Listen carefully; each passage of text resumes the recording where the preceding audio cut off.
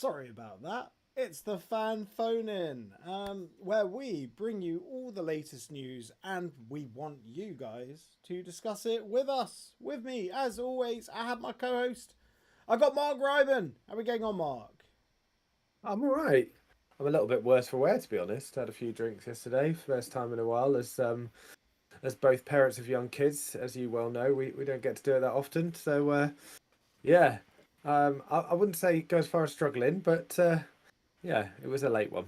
Yeah, I was actually going to tell you about my big night out on Thursday. Never go drinking the day before, well, a school night, a work night. Never do So that. I went out drinking.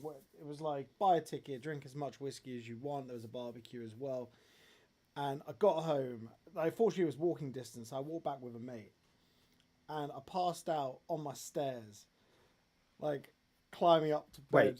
Wait, can I just confirm that you went to a barbecue and drank just whiskey? That Yeah, is well, I had that's one beer. crazy. I had one beer, one whiskey sour, Well, and yeah. then I ate a lot of meat. And then I got home. I had to crawl up the stairs, passed out at the top of my Mm, stairs. My wife had to drag me into bed, and then I had to throw up because I just drank. wow. I went so hard, but I woke up with a hangover, but I was fine. Were you that bad from your night out I in wasn't that London? bad. No. I was not that bad. Yeah. It's been a, but no, I was not that bad. I think we are quite sensible in terms of the time we went to bed. But yeah, the general rule is if I'm gonna be in late, then just stay out. That's usually the Yeah, the feedback that I get. I wasn't in bed too late. I got back about 11:30, but I was You get done. for drinking whiskey at a barbecue, you absolute maniac. That's the Yeah, reason. yeah. Like went through Um, two bottles, like me and a couple of other guys. right, okay, Completely, right. I'm glad you said completely a to couple of town. other guys. I was literally about to get on the phone. Yeah, well, it's been a long time, as you say, two guys with Yeah, kids don't really get to go out too often. So when you go big, you got to go big, right? you went big and then you went home. Yeah, and then So I went home, and exactly then I that. threw up everywhere. Well, actually, not everywhere, just in the toilet. Mm, Yeah. Anyway, lovely. I hope this is the content you guys are all expecting. It's worth a just 5 minute delay. This. just informing you all about my week. Because there's no football to discuss. Just the ins and the outs that you'll see on the Yeah. ticker below. Um, so the big news this week, I would say, is Stephen Brown steps down, and Ryman, you have some words about Stephen Brown because he's been part of the consortium since the beginning, Yeah. and Yeah. it's significant that he's gone, and there's got to be more to it. Not that we want to speculate on things. Sorry, Steve Foster, too much detail. Apologies. Yeah, there certainly was. No, on Stephen Brown, certainly. I mean, on a personal level, I did a Substack when we were still with our previous employers on this, but I lost my dad in 2010, and the club, but Stephen Brown in particular was incredible. Dad was in hospital for a while in Norwich. He arranged and was due to arrange for players to come and travel all the way from Luton over to Norwich to visit. We went over to the club after he'd passed away. He was incredible. He did it all. He sent correspondence letters to all of us as well. So it meant a lot, and it was nice that I was able to go to one of the LTST events, one of the award ceremonies. I think the year we went up from League One, and thank him personally. But yeah, just on a personal note, it was incredible. And yeah, it's just sad to see that those characters go, and of course, it's a worrying sign as well, isn't it? He's not the one that people have been concerned about this season or even the season before. Yeah, like he always seemed like a good guy. A particular highlight was him penning his program notes. Obviously, I've had no personal interactions with him. His program notes where he essentially put in Watford are shit into the program notes, Yeah, and that it was great. went mega viral. Um, So good on him. Good on him. I tried to do the same thing uh, under our previous employers when I was writing for the BBC. It was after Garth Crooks came out with his Luton will be down by Christmas, and I Yeah. I put I think I showed it to you, and then they Oh, edited I've seen it. yeah, Yeah. they edited the first line, so it just changed it to Off. like It was. yeah, off Crooks is a We twat. got them. We got the Yeah. point. I think we all got the message there. Yeah. I think that definitely brought all Luton fans together in agreement. That sentiment. Yeah, no, exactly, exactly. And just on Stephen Brown, because he was such a crucial part of it, I see Matt says, no speculation, you've changed. But wait, there will be some Hold on. speculation. Yeah, hold on to your horses. I've been talking about this. Look, it's perfect timing, I would say. You know, everyone's like going, huh? What? Why has he stepped down? Like, yeah, it's back-to-back relegations. I've heard from people that were in and around at that point. After the West Brom game, he found the relegation embarrassing. He said it's happened to Sunderland. It's happened to us now. We all laughed at Sunderland.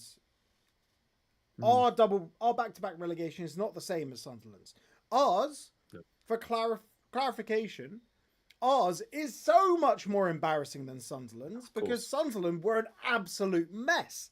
They were an absolute mess. Their parachute payments had gone essentially to leverage the sale of the club. We have our parachute payments. We just got everything wrong. That we were in control of. Sunderland weren't really in control because they lost their manager. Their owner Doug Ellis. Was it Doug Ellis? Ellis Short. Sorry. Who's Doug Ellis? He was the Aston Villa guy, wasn't he? I was gonna say I recognise the name. Yeah. So. Ellis Shaw, he wanted out, so he left, and then the two chances came in. The asset strippers came in. Yeah, and essentially they said, okay, you can take all the parachute payments. So essentially their relegation was a result of the asset stripping. Ours was a result of naivety, incompetence, you name it. We did it. We did it last season. The players not giving a shit. The manager being incompetent. Gary Sweet being naive. Full of hubris, whatever. You know, I use that term hubris a lot. I throw it around, but I think hubris describes Gary Sweet. And with the appointments that we've seen this week and the resignations we've seen this week, it looks like he's trying to do things a bit differently. He's trying to be smart. And essentially, if this goes wrong, this could go very, very, very wrong. And we'll talk about Ben Glenfill a bit later. I think that's his name. We'll talk about Glensel, Kensel, whatever his name is. Yeah, he's not going to be too visible anyway. But Stephen Brown, he was embarrassed. He was embarrassed about the relegation, and I reckon there aren't enough checks and balances on the board. We said that before. I'm sorry this has turned into a rant. We'll get a caller on soon. There are no checks and balances on the board. My speculation is, and this is just my opinion, my speculation of what's happened from not knowing any of the members of the board. I think he said, look, we got to make a change at the top. And he said it's either me or Gary, and then he's resigned. And he still holds shares in the club. He's still a shareholder. He just stepped back from the board. And more will come out. I hope more will come out because he's probably very disappointed in the direction of the club over the last 18 months because frankly it's embarrassing, and he was embarrassed, and now he stepped away, and Gary has carte blanche. I've heard from other people that do know the board, there are no checks and balances. They just let Gary get on with what Gary wants to do, and then we've appointed some other bloke, Glyn Harper, I think, or Glyn something. He's an Arsenal fan, so we've appointed an Arsenal fan, former chairman of the Arsenal Supporters Trust, to our board of directors. He's their legal counsel, so essentially just a yes man. It'd be like around a board meeting. We're going to vote on this. When I point at you, you say yes. Yes, Gary. It's essentially going to be, that they've essentially brought in a yes man, a legal counsel that they've been paying for years. Yeah, Steve, his decision was undisclosed. It was a very short and sweet statement, sort of reading between the lines. It feels like there was a bust up. A sort of it's me or him. Gary's more important to the club, so we keep Gary. Right, I've talked for too long about my speculation on Stephen Brown. There you go, Matt. Sorry. I hope you're all right with that. Speculating away on Stephen Brown. Right. Shall we bring in a caller? What do you think, Ryman? Let's bring Simon in. See what he's got to say about the whole thing. Evening, Si. Hello. Hello. How are we doing? Bonjour. It's been a couple of weeks. It has. Well, for you maybe. For you, we were here last week. I know. Plugging I know away. what, I was playing a game and saw it was like 10 o'clock and you just finished. I was like, oh no. I didn't even realise it was on. I was elsewhere last week. Well, some of us are more committed than others. I guess that's all we can say there. Right. Do we get into this then? Go on then. Yeah. What's your thoughts on the week? We needed changes in the ball. We needed someone up there to go. I think that there needed to be a public visual change of something. I know that everyone wanted it to be Gary Sweet, but let's be real, it was never ever going to be Gary Sweet. He's the man really in charge from all accounts. He's the one who says what he says goes. I can't claim to know too much about the fella who's coming in. I know that he did an all right job at Norwich from all accounts. Oh, you're talking about the Chief Revenue Officer, a new position that's being created. At the end of the day, a football club's a money-making venture. It's not a charity. I know some people are going to look at it like this is someone bought in to bleed the fans dry. I hope that that's not the case. It's difficult because you never know what's going on with our board. We actually know so little, so much of the time. Yeah, I guess the worrying thing for me is we do know a fair bit about Ben Kensel, and he's been all over the news, hasn't he? But from Hibs' point of view, he lost them £6.5 million over a year or a season. What job was he doing there though? Because I thought he was the CEO. Different. No. The chief exec was the one that was the alleged groper that he went out for coffee with at Starbucks and was chatting away with for 3 hours. I know he was doing something different to the role we've got him in for. Yeah, this is a. What was he a CEO?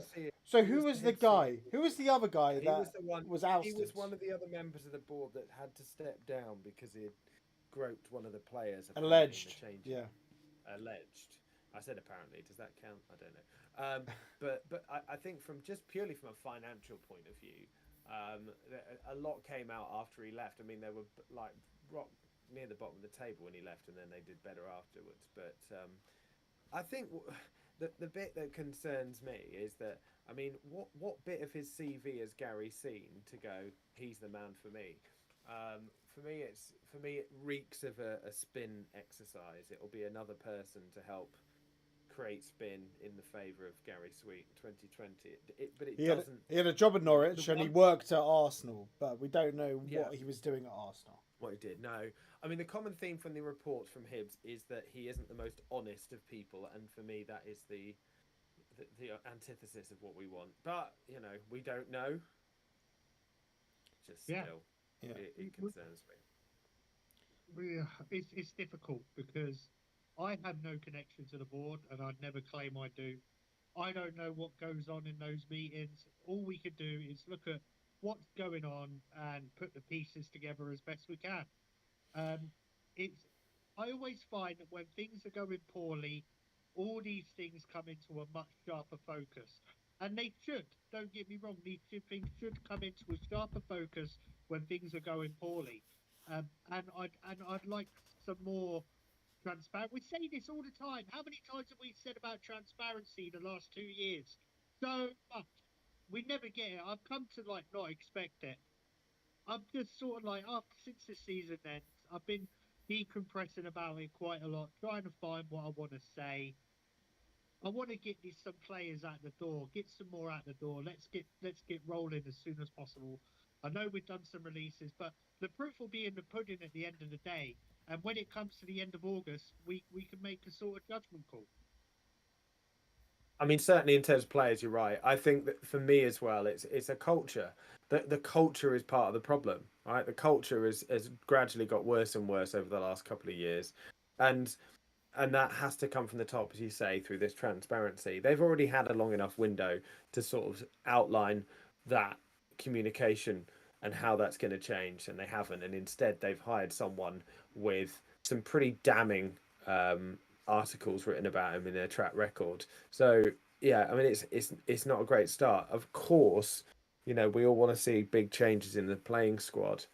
But for me, until the culture behind the scenes and that communication changes and gets more like what it was, I think it's you know, papering over the cracks, to say the least. That's what worries me so much about already. I know we're you know, we're not even in June yet, but it's already a concern. They've had opportunity now since the end of the season to put something out that's meaningful, and they haven't. Did Yeah, you it's did it's you all a bit guys depressing.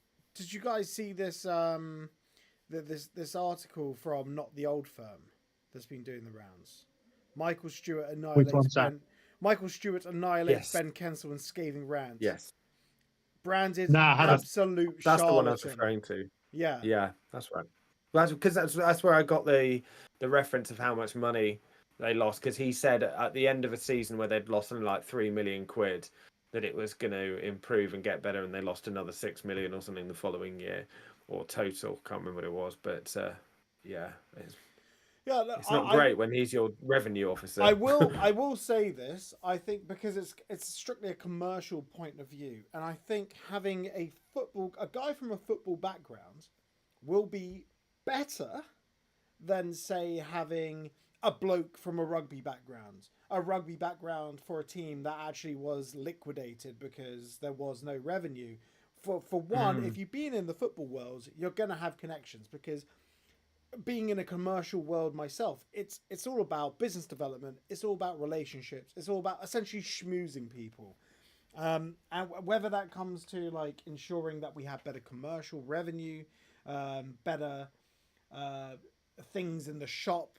To be honest, the things that were released today are an absolute joke. The golf stuff, come on, that is absolutely. It's like a golf dish rag, golf tees. Okay, that's a poor start, isn't it? Do you know what the irony is? We've now got a kit manufacturer who literally are there from manufacturing golf stuff, and we still ended up with that crap. That Yeah. did make me laugh. When I saw there was a new golf range, I was thinking, Well, that's oh, what I okay, thought. there are going to be That's why some I was like listening. golf tees or something like that. No, it's a dish rag to wipe your clubs down, and some tees and another thing that I don't even know what it is. Sort of like a metal bracket thing. I don't know. It's all a load of old crap, and you know, And it's been a load of old crap for ages. It's been a load of yeah. old crap since Yeah, forever. yeah, but I do think this guy is probably going to be better than Chris Bell because Chris Bell Mm. was absolutely piss poor at his job, but he was a yes I man and he wore incredibly tight suits. That was pretty much you say to me, describe Chris Bell in like one phrase. I just say tight suits. Like I wouldn't say he was like competent in any way. I think that the only problem with what you said, and I agree, is that from everything the club's put out, he's really not going to have that much to do with the day to day, is he? He's all about Power Court. So it's all about the revenue going into Power Court, i.e., like sponsorship and stuff for the new stadium. That's what his job is going to be mainly. I So guess he'll know I some don't know how much of a people. role he has. Oh, you mean in terms of the actual? To be Like the honest, day to day, the stuff that you were talking about, with the yeah, I don't know how much he's going to have to do with it. with the But club statements, who knows? Who knows? There's no well, transparency. They don't say anything these days.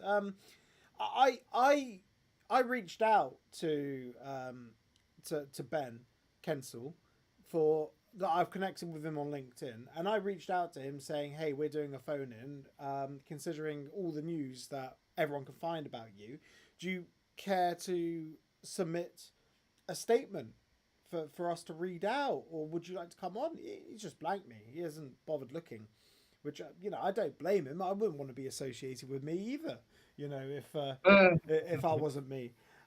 He's got a bad enough reputation as it is. Yeah, it can only get worse, can't it? But in terms of revenue, like now is not the time to be capitalizing because we're in League One.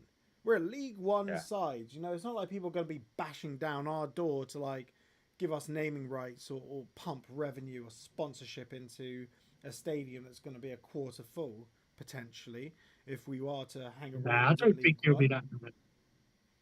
I don't think you'll be that bad. It's a 25,000 seat stadium. We're getting 12,000 in the championship. Oh, you're on about the new stadium. I thought you were on about Kenilworth Road for the coming season. I was like, no, it's not going to be that bad. No. We'll be at about 9,000-10,000, I reckon. Unless we start all losing. it will take is a good start. All it will take is a good start to the season, and we'll get back on board. Come on, we will. And I'm hopeful now that we do that because it's been 2 years of pain. Yeah, we are going into League One as arguably the financial powerhouse of the league, which is mental. We have to take it by the scruff of the neck. No bothering about with injury-prone players. Get in some grizzled, hungry players who are going to do a job in League One because it's physical. It doesn't. No offense, we don't need a lightweight Chong who is going to get absolutely cut in half every single game he plays in. We need to be smart now. I know some people saying they don't fancy Naismith, but you could go a lot worse wrong than Naismith in League One as an option. No, I think Naismith would be a great option, but to be honest, I don't think he lends himself into a back three. I mean, we should not be playing a back three. We should be 100% doing what Matt Bloomfield wants to do now. We need to move to a 4-2-3-1. Maybe Naismith plays in the holding midfield role. So sort of like Alan McCormack did when we got promoted last time. I would slightly disagree about the style of football, though. I think if you look at the teams that have been promoted in recent seasons, including us under Nathan Jones and then Mick Harford, they've all played good football. They've all played football on the floor. I mean, that was Nathan Jones's, 4-diamond 2, where we did play good attacking football. It was only when we got into the championship where we reverted back. Yeah, exactly. And actually under Mick Harford, it was even better. That game at Portsmouth, you can't, that some of the best football I've seen at Kenilworth Road still is. So I think, Birmingham played good football this season as well. So I think, yes, there are teams that are more physical or deal with it. But actually, in a way, that means that, the way we try to play physically in the Premier League wouldn't work as well in the Championship. I think that the same goes for League One as well. So I don't mind that. I mean, no, we don't want a Chong for lots of reasons. But yeah, I think having some of those kind of creative players like Clicker will still do a really good job, I think, in League One. We got enough creativity. We got creativity. We have to talk to Asgard. We've got to keep him. We got a gang got a massive straight back up bonus in front of his nose or whatever it is. We keep him. We win the league. Same with Ali. We win the league with these players because they were proving at the second half of that season they are good players who are too good for League One, who would tear it apart. Yeah, but let's not fall into the same trap we did last season. I feel like we could have copied and pasted that statement about Mengi, about Adebayo, about Morris, and the thing is that if it completely depends on whether he wants to stay. For me, yes, of course we should go all in to keep him. Of course we should, but if he wants to leave, he needs to leave, and we need to make money on him because. We should, if anything, we should have learned from the playing point of view this season is not to keep players that don't want to be here. Of course, I get that. I do. It's just all so up in the air, isn't it, at the moment? I think a lot more fans on social media need to have some shame, to be honest. I've not been giving it to no one because we are in no position to be giving it out to any other club about them losing a playoff game, for instance. Have some shame. Realise that we are the laughing stock. There's nothing we could say to fans of other teams that can't just be immediately turned back round and said, well, you just got relegated in back to back. It is the worst one. So please have some shame because you're not helping. We've got to rebuild, and that also means humbling ourselves a bit. because we are on a downward slope that we need to start reclining up again, going up again. Honestly. Yeah, I've not seen that online, but I struggle to believe that anyone would take the piss out of Coventry for losing a semi-final over 2 Oh, legs against believe them. me, I've seen a But few. oh no, I believe it. It's Twitter, isn't it? I mean, Have some I've, shame. I've given We are the I've joke. given up having any expectation Yeah. on human beings on that platform generally. But yeah, I Have think some shame, people. Have some shame, please. yeah, I think that's just absolute kind of mindless nonsense that unfortunately we saw more of in the People Premier say League. that stuff Ollie used to post was embarrassing just because it was a different point of view. And I'm telling you, you lot posting that kind of stuff are far more embarrassing than anything Ollie K has said. Oh, I say some pretty embarrassing things. Just listen to the beginning of Man, man, just listen to the beginning of this show. No. you don't do it intentionally Sure. sometimes. If you eat your medicine, you take your medicine when you Yeah. get things wrong. No, I do. The funny thing is, everyone's slamming me. They're saying the same stuff I was saying like months ago. I know. I was I was just That's what early. does my head in. I was just early to the table with a lot of it. But hey ho, I'm much happier and I'm in a much better mental I'm not state kidding now that you. I said I'm the off other Twitter. day, I noticed in a group chat, right, a Luton group chat, that they were saying, Ollie K will turn back up on this. And I went, look, Ollie K is much happier on YouTube away from this platform. So you don't need to worry about it. Do I've your thing, let him do his. I haven't gone anywhere. I'm on Reddit, Discord, and I'm still doing regular videos on YouTube. If people want to talk to me, Exactly. they can talk to me on Discord or Reddit. You know, Exactly. I'm not Or on hiding. here. Or on here, yeah. Like everyone watching Please. now, like Absolutely does my tree in. call in It does my tree in. if you want to talk. Like I'm not hiding anywhere. I just got off Twitter because it's an absolute cesspit. Absolutely. It's terrible, and it wasn't Me and helping you, Ollie, we anything. disagreed about football tons of times. We've disagreed on stuff many times. That doesn't mean that someone's a bad person because you disagree with them on their take on football. Please grow up, some people. That's all I have to say on it, honestly. Yeah, look, people can have opinions. That's what this is about. It's for me and Ryman to get our opinions out, and for anyone who wants to call in to get their opinions and broadcast them. Like that's why we do this. We don't do this just. Well, I don't.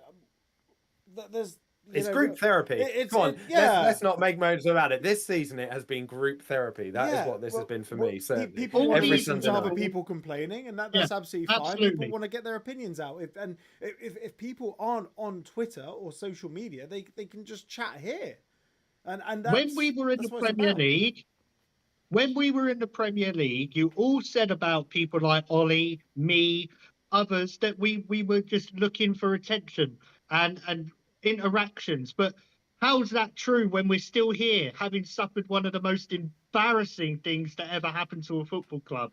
No one cares about us anymore. We all truly love this club. If we did not love this club, we would not be here at 25 to 10 on a Sunday night post-season talking about this stuff. Yeah, look, we could get back to back promotions and have like a decade in the top flight. I still wouldn't go back to Twitter. Yeah, like I haven't gone missing. I'm just There's lots of good reasons not to be on that platform yeah, anyway. I just don't want to be there because it's an absolute toilet platform, and some of the people And that's on there are absolutely very fair. very rude and mean. Yes, they are. Yeah, very mean spirited. Like a lot of them. LTFCK, you cheeky bugger. No, I've met some of the best people in my life right now through doing this stuff through Twitter, through phone-ins.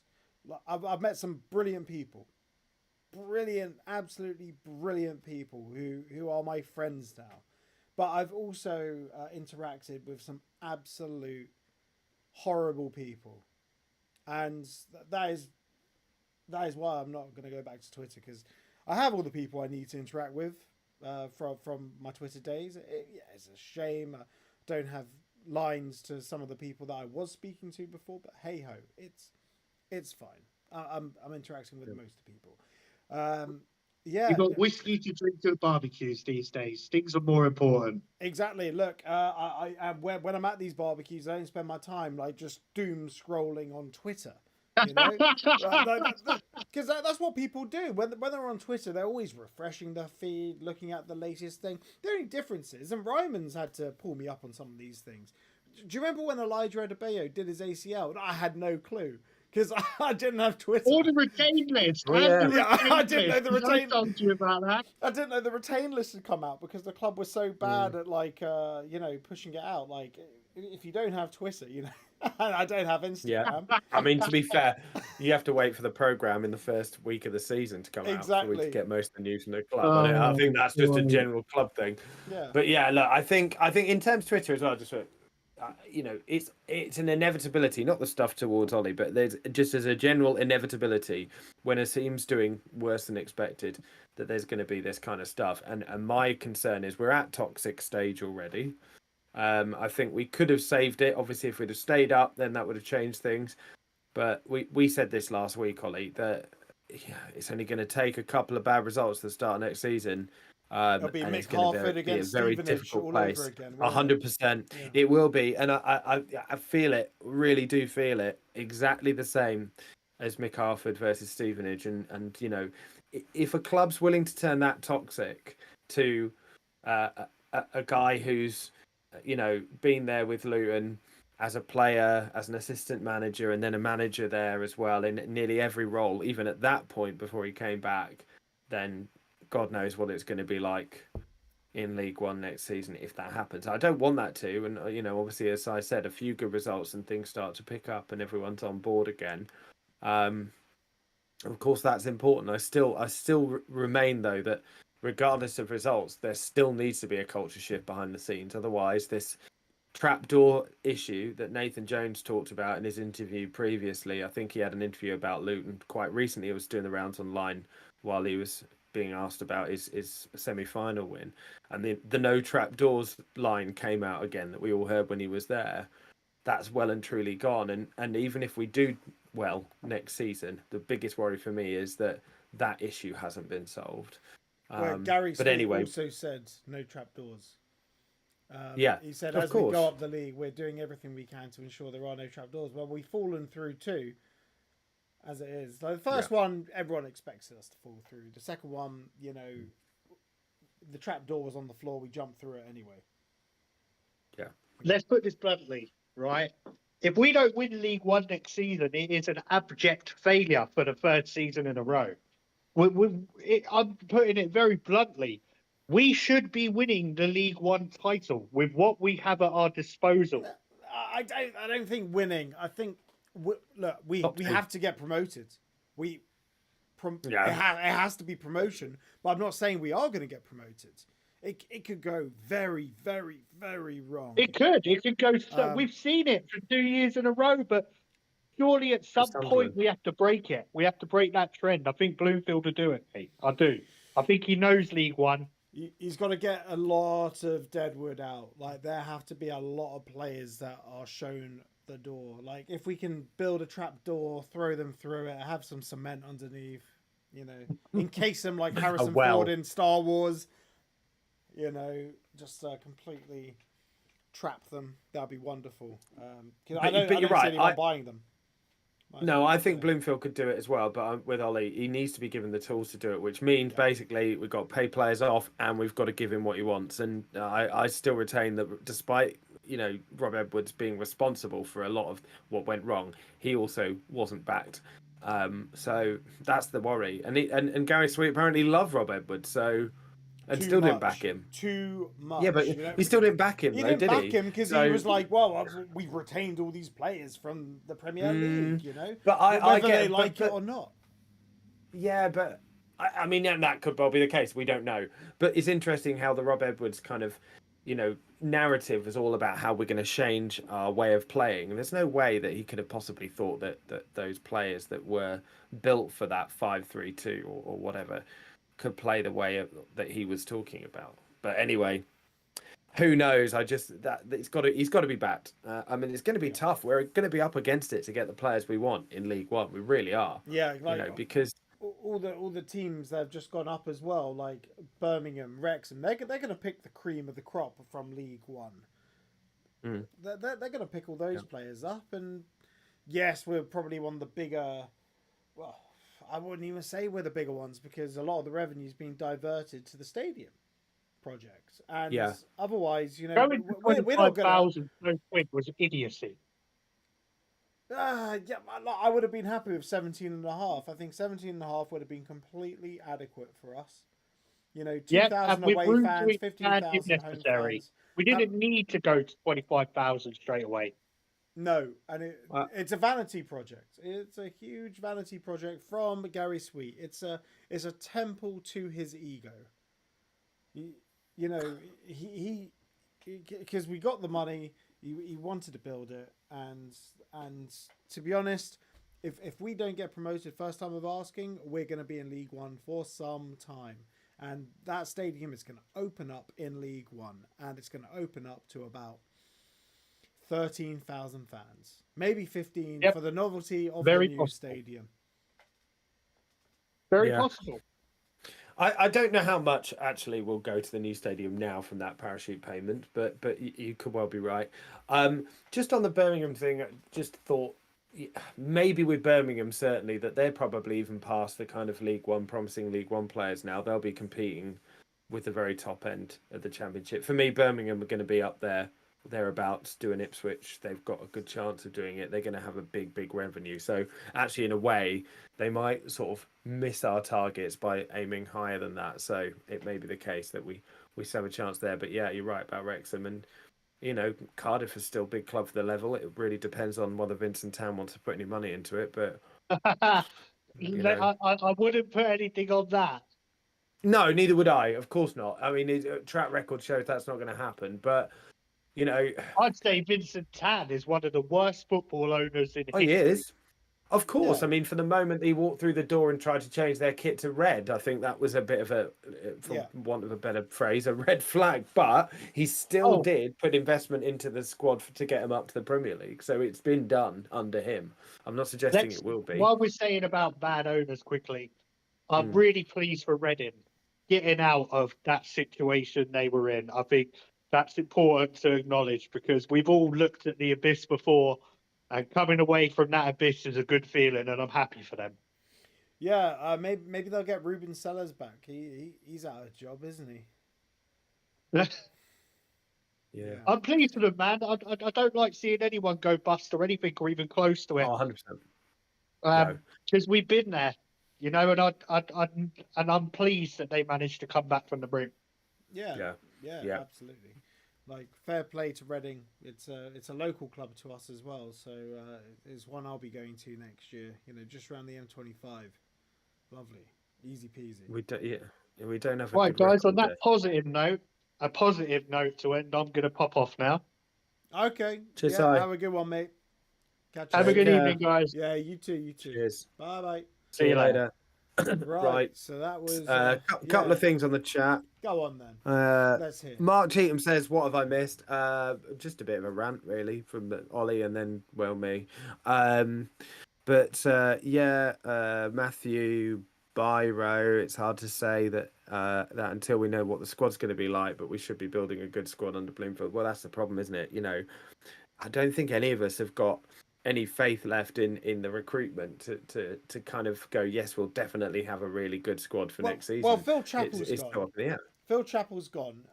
Phil Chappell's gone. But and the new no guy, replacement. yes. No replacement. We have Yusuf Sajjad and Jay Sochik doing the analytics, and to be honest, the January signings were confidence building. I would say we need more of those. We need players hungry, looking to prove themselves. However, that means we're going to be picking up bottom end League One, top end League Two now, and that's the problem, that they won't be ready for League One. I mean, the bottom end League Ones will, but the main thing is getting back to the Luton of old, where we're picking up players that have a point to prove rather than players with absolute stinky attitudes who. That's what these players were once upon a time. Like Alfie Doughty, he had a point to prove. Ted Mengi, he had a point to prove because he'd had terrible loans and couldn't get in at Man United. But as soon as their heads are turned, or as soon as they think they're too big for the club, they switch off and they become absolute dog shit. I think it's got to be a balancing act, isn't it? It's difficult. It's going to be difficult because, as you said, yes, we want those players that are hungry to play for our club, but we also need players that can hit the ground running as well. So, those two things are hard to balance unless you're paying like what Birmingham was paying for. How much did they sign the guy from Fulham for? 8 mil? Up there, 10 mil. 10 mil, yeah, which is crazy, isn't it? League One. But, we're not going to be doing that. As much money as we might have in the league comparatively, we're not going to be doing a Birmingham. So, but it is the balance, and we've got to build it around, the promise you're saying. You mentioned Zach Nelson earlier. I think he's going to play a big part in next season. That's exciting. It has to be a 4-2-3-1. It has to be. Surely it's going to be. The squad has to be built to that because I don't think a lot of teams are moving away from the 3-5-2. They are. Because we're the only ones that played it pretty much. One of the whole of the championship. Yeah, there was only like one or two, and barely anyone plays it in the Premier League these days. I think Southampton are probably one of the only teams that play it. Maybe Fulham. How's that gone? Yeah, exactly. Like, look, the 5-3-2 when it came about, Antonio Conte sort of brought it out, and then it's been found out. It gets found out very, very quickly because it's a case of play 4-2-3-1, get round the sides because then there's a massive gap between the wide centre backs and the wing backs. Oh wait, you pulled the wide centre backs out. Perfect. Slide it between the centre backs because they're standing miles away from each other rather than a flat back four where they can be disciplined and see each other and everyone knows where they are.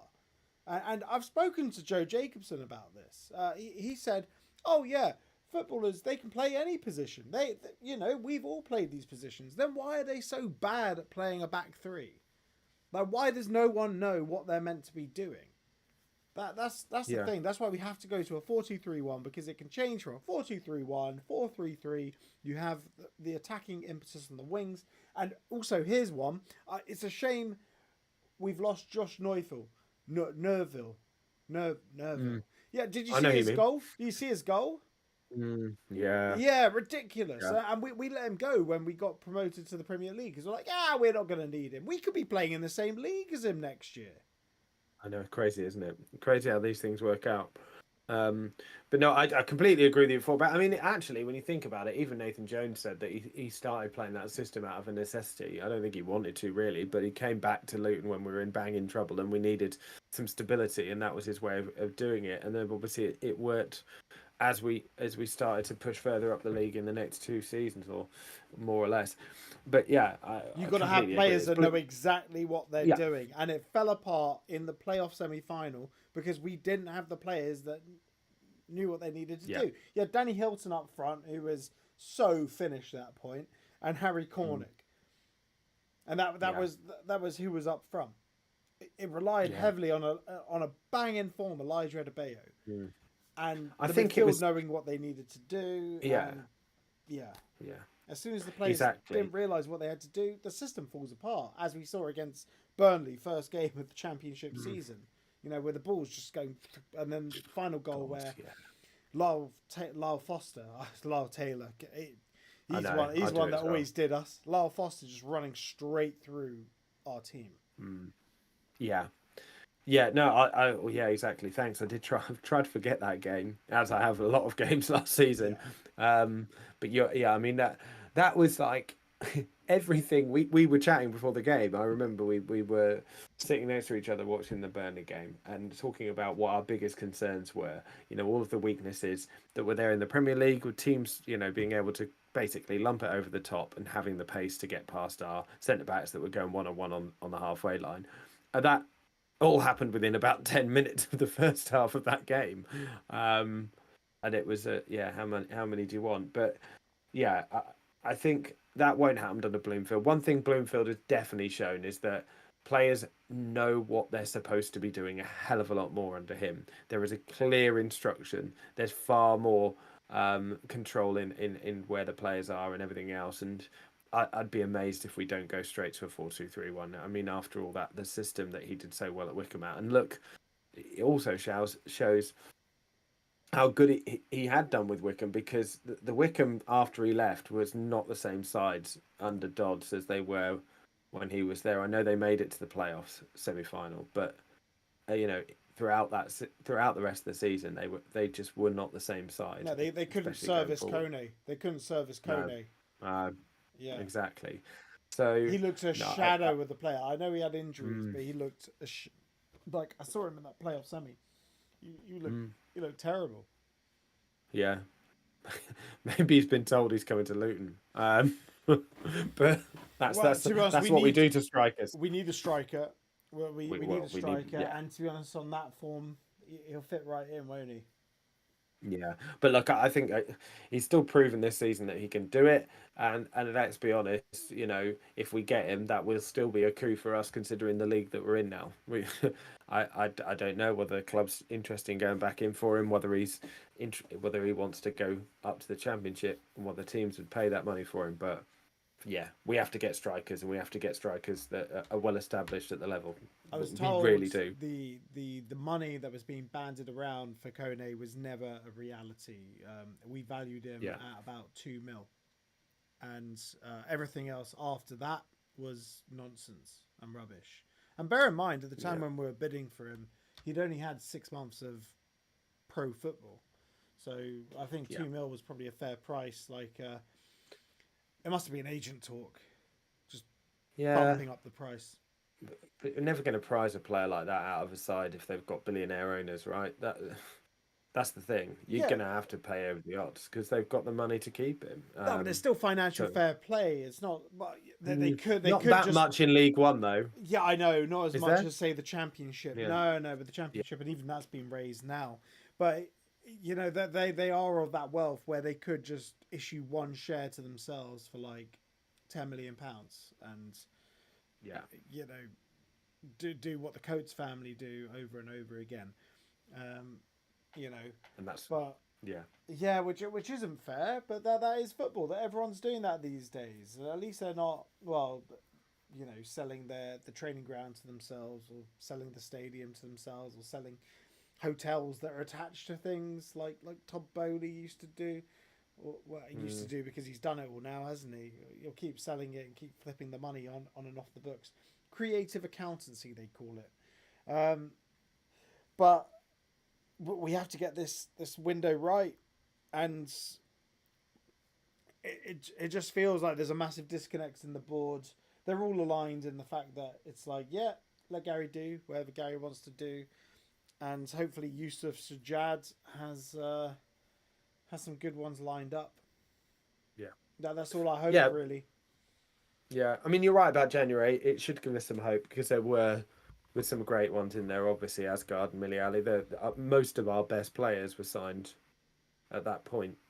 So, yeah, unfortunately, it was just a little bit too little, too late, as we've discussed at length many times.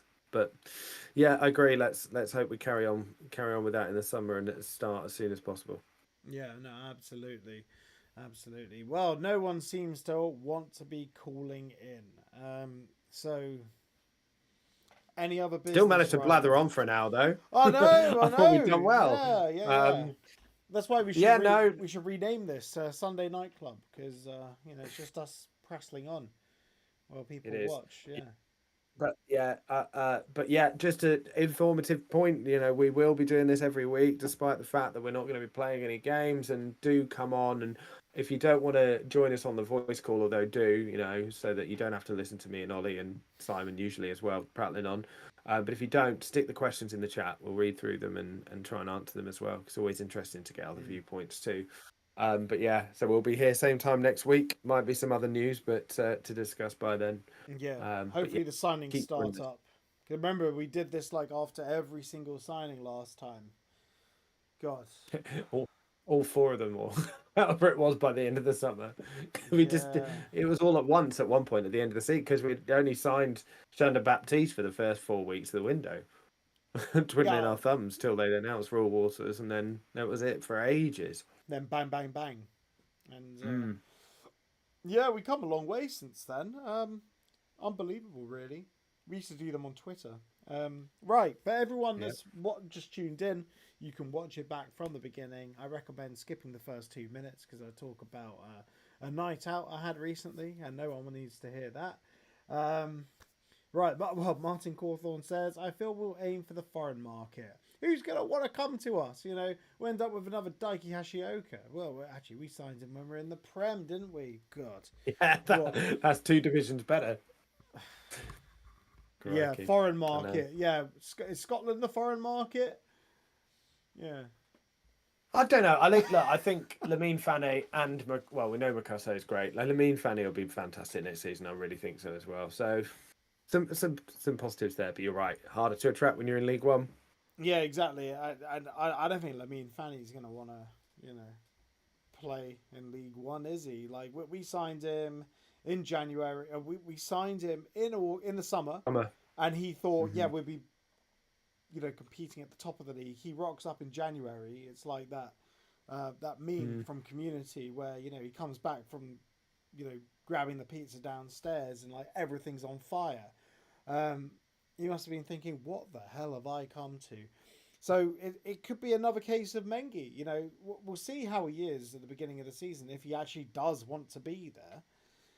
But essentially, if no one wants to be there, get rid. Loan them out. I think Matthew Byro said it here. Loan the rubbish at cut price to championship clubs as long as they pay the wages. Absolutely. There are a lot of players I'd happily loan out just for their wage, release them at the end of the season. Because I don't want to see them in the club. I don't want to see them at the club again. Like Corley Woodrow, just send him to a glue factory already. Send him to the neutral zone. I don't care where he goes. Just get him out the club. Carlton Morris, get him out the club. Ted Mengi, get him out the club. Tahith Chong, get him out the club. A lot of them. Amari Bell, thank God he's gone. There are so many, too many players. Jacob Brown, loan him out, get him fit again. If he's got a long contract, let him prove himself, let him prove his fitness for a year, and then get him out the club for a year so he can show he can go for a whole season. If he gets injured during a season away from the club, get him out the club. I know I'm saying everyone should get out the club, but I did this analysis and I looked through the squad list. I picked 13 players that I'd keep. Yeah, a lot of them need to go. Yeah, a lot need to go. And while we're on the case of this, if you're checking out our channel, look in the description below if you're watching this back. Ryman did a little cheeky grading of all the players from this season. I think you were quite generous, actually, Ryman.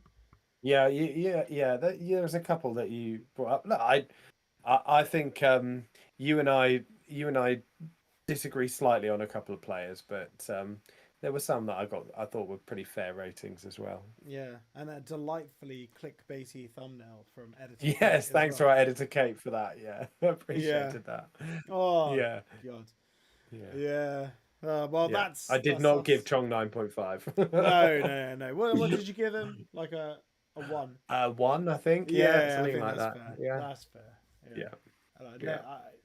I think he gave Liam Walsh made me laugh. That was funny. Right. That's us done unless someone wants to call in. But no, we had a late start and no one's calling in and we're still going. Catch us again next week. We're redubbing this the Sunday Night Club. Or we'll come up with a better name that isn't copyright infringement. We'll think of something. Right.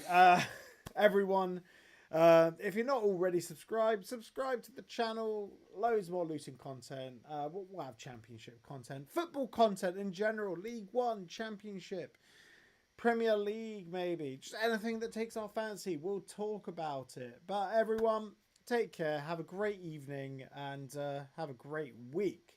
It's going to be a long one, so everyone take care. Most importantly,